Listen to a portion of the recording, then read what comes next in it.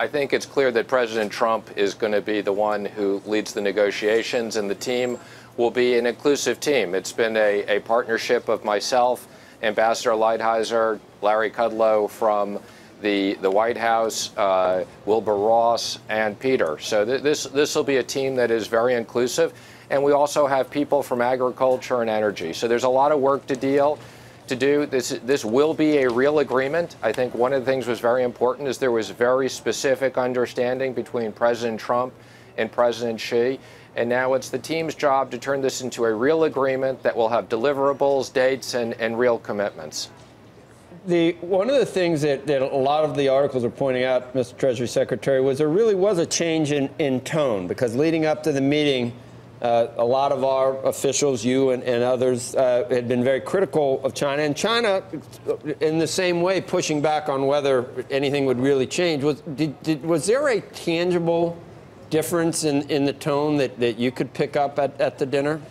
I think so. You know, we had several meetings in advance of the dinner, but the final agreement was clearly an agreement between the two leaders, and there were no decisions made until the two leaders met. But this is the first time that we have a commitment from them that this will be a real agreement. There'll be structural issues. There'll be non-structural issues. There'll be issues on intellectual property, IP, technology, cyber, currency. And we're very clear in that we got a lot of work to do over the next 90 days to now document this. Here's another, and I'm just having to be looking at the journal. Everybody's writing a bunch of conjecture, obviously. But as far as China opening up its markets more to us, the point is made that in the past, talk is cheap. And they've always said, yeah, we'll do that. But they've never lived up on it.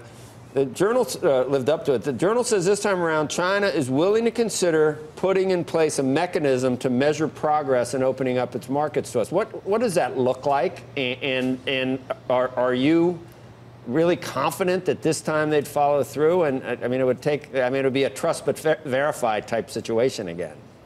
Well, let me just say I'm very hopeful we can turn this into a real agreement. The president has made very clear that there's a pause, but if we don't have a real agreement, the tariffs will increase, and he can always contemplate more.